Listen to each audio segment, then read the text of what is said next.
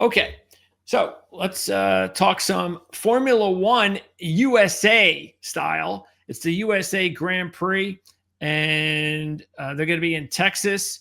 So, what do we know about Texas? And we talked last week about whether or not this would be a good opportunity to jump on Max Verstappen. And you set the record straight, trying to calm everybody, slow the roll. Do not waste your money on Max Verstappen. The percentage of him, the likelihood of him being able to win a championship should be a lot better than the odds that you're given. Yeah, there are 63 points separating him from Oscar Piastri at the top of the standings right now. If he won every single race, not including, well, I should say, if he wins a race and Piastri finishes second, the most points he can gain on that lead would be 7 points. We have 6 races after this weekend left in the championship and 3 sprint races. We have a sprint race this weekend. So there are a few extra points there. But if you just take the 6 races remaining, or call it 7 races remaining, 63 points, do the math. 7 times 7 is 49. That's not 63 points where he makes up. And yes, you have the sprint races that are in there. So it's still mathematically possible, but effectively, Verstappen has to win out, because in order for him to close a gap of that size, you really need Piastri and Norris to be having DNFs, which they really aren't doing this year.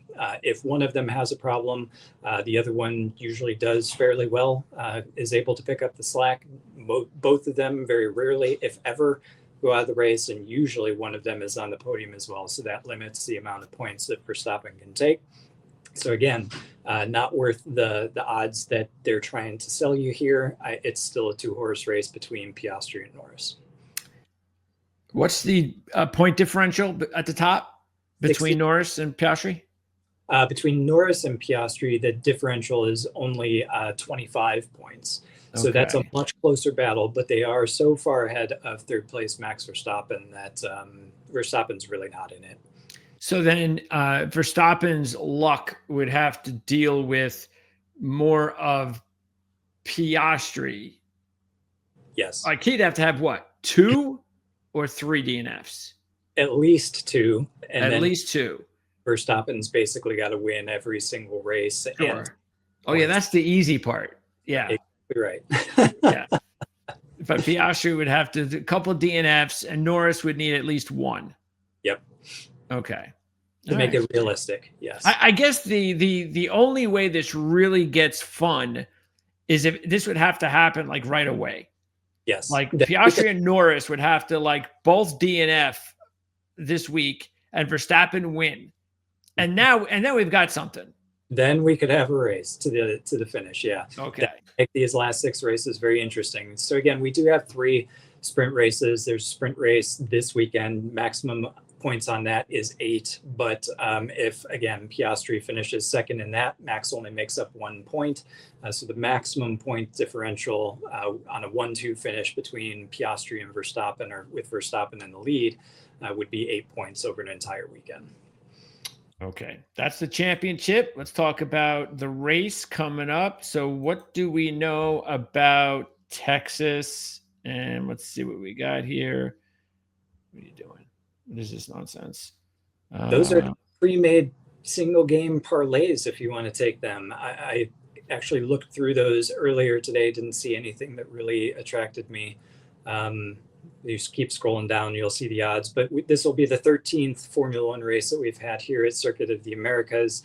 Lewis Hamilton has won the most races at this track at 4. Max Verstappen has 3. Charles Leclerc, Ferrari, is the one that won last year. And Carlos Sainz, his teammate, was second on the podium last year. Max Verstappen finished 3rd.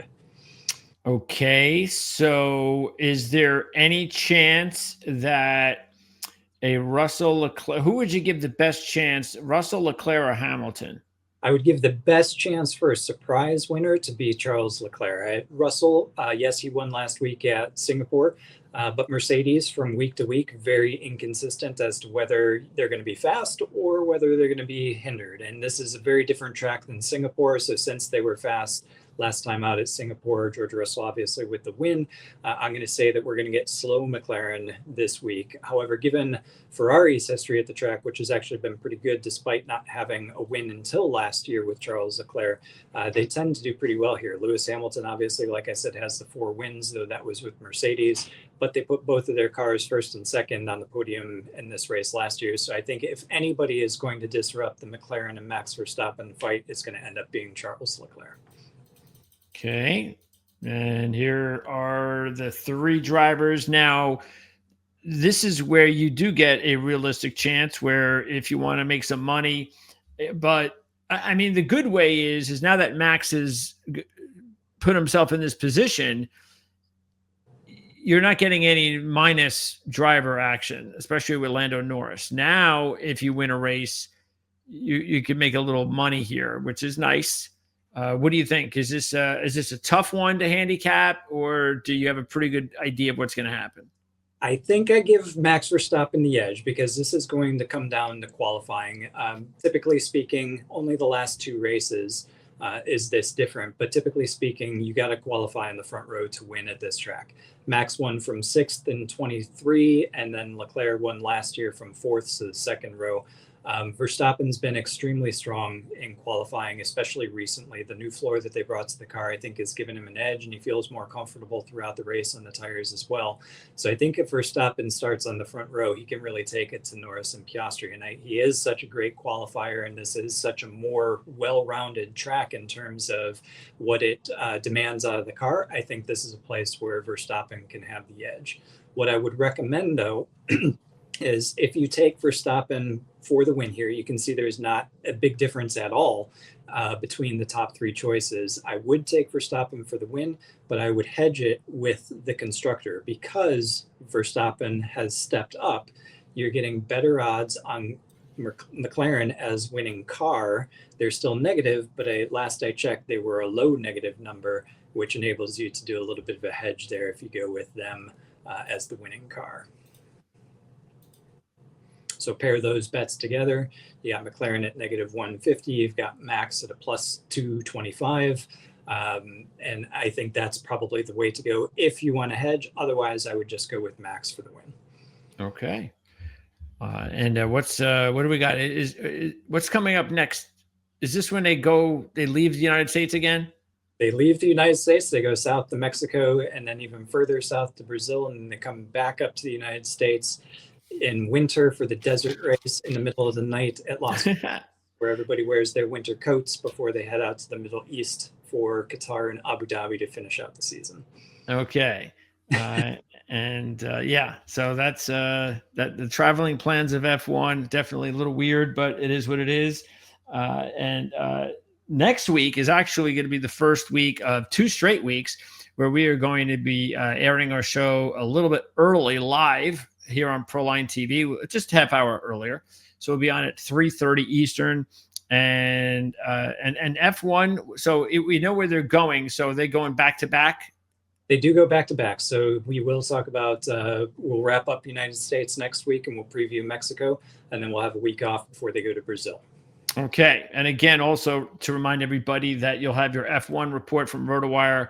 That's the DS report. That'll be available F1 later in the week, definitely no later than Friday. Same thing with the NASCAR report as well. Correct?